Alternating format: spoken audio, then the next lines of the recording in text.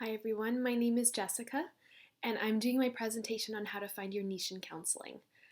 I chose this because I want to find an area of counseling that I am personally passionate about, and I wanted to know how other professionals are doing it. So I hope you enjoy.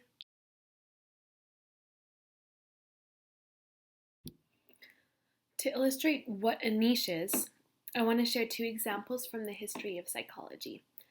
First, we have Aaron Beck. While he began in psychodynamic therapy, he stumbled into the niche of cognitive therapy when he was working with individuals who were depressed. While he saw many other individuals, he focused first on those with depression and then gradually expanded his particular therapy to treating other individuals from the same theory. So that was his niche, depression and cognitive therapy. Next, we have Marsha Linehan. While she was in grad school, she was really well liked.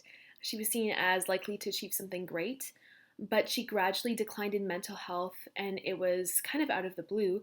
She landed up in a psychiatric hospital, and she was very, very suicidal. She promised herself that when she got out, she would help others like her, and that began her journey into counseling suicidal people and those with personality disorders that contribute to suicidal behavior. She developed dialectical behavior therapy out of this journey. And so I just thought that these were two really cool examples of two individuals in psychology history who developed their own niches. A niche can be built out of various things like educational background, your own experience in grad school, that is, your values, your interests, your hobbies, things that you're passionate about, the age group that you like working with, the gender that you prefer working with for clients, the social background of the clients, the economic background as well can be included in there, and the ethnicity of your clients. It can even go into things like um, the clients the clients presenting issues, the ones that you're passionate about and that you feel that you have something deeply to offer there. I've included a list of questions to ask yourself in considering what could be your niche in the outline that I provided on the classroom page. It's under the title Brainstorm. So, a niche is a profitable and specialized corner of the market. What are some benefits of choosing a niche? Many counselors are concerned that choosing a niche will limit what they can do or exclude their clients from coming to see them, making them unmarketable. And while this is quite normal to fear this, choosing a niche can actually be highly personally rewarding, which helps counteract burnout. Because when you're doing something you're passionate about, work isn't as exhausting. It benefits clients who will glean from your expertise in their area rather than if you just had general knowledge about what they were wrestling with. You can also expand your practice since other counselors will begin referring their clients to you. You become known as the expert in the field. Clearer direction for marketing is comes along with having a niche because you can market directly to the demographic that you're wanting to reach. You can tap into the platforms that are already marketing to them. The last thing that it really provides is direction for personal training and certification. Since whatever niche you choose, you'll want to become an expert in that area. So then you can continue doing you can do your updating, your, what's it called? How a counselor grows by getting more education. That word. You can do that in specific areas. The cool thing is that the possibilities are endless. I included a list of many areas to consider in choosing your niche, and they're included in the handout. Some factors to consider are what is up and coming in the field, like sports psychology and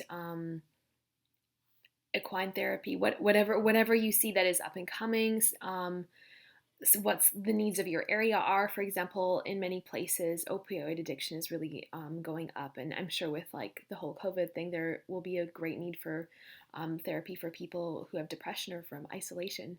Another thing to consider is whether there are other therapists with similar niches that you can learn from. And you can check out how they're doing in the business, and if you coming into the same place as them would maybe make it harder for you to succeed, or if they have enough business that you could both work in the same area. Something else is to research the viability of your niche and your location. So, are there indeed people in your location who need this service? So this list is huge. There's so many different things, and I'm sure it's not even comprehensive. So you can have a lot of fun kind of exploring what possibilities are out there.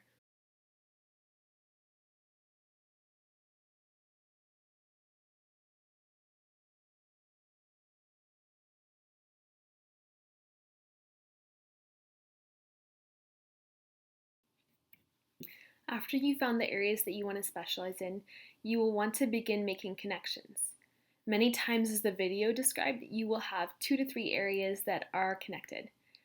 One therapist talked about marriage therapy combined with working with individuals recovering from a pornography addiction in marriage, as well as working with marriages where one partner struggled with infidelity. So he connected all of these into his niche.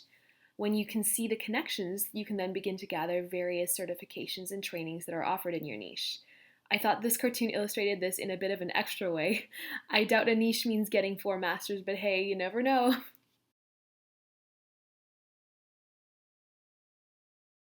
Something that I really appreciate that one of the authors shared is that finding a niche is a fluid process. So if you're on your journey and you're working with a couple niches and you're realizing this is not for you, then you can change it. You can change it at any point. Along with that, it continues to grow along the way. So maybe you'll be in one area and you'll discover along the way that another area is connected to that. And so it doesn't have to stay stable, it's very dynamic. Hey everybody, thanks for watching, and here's a list of some of the references that I have. They're also on the handout, and I hope you enjoyed. Have a good day.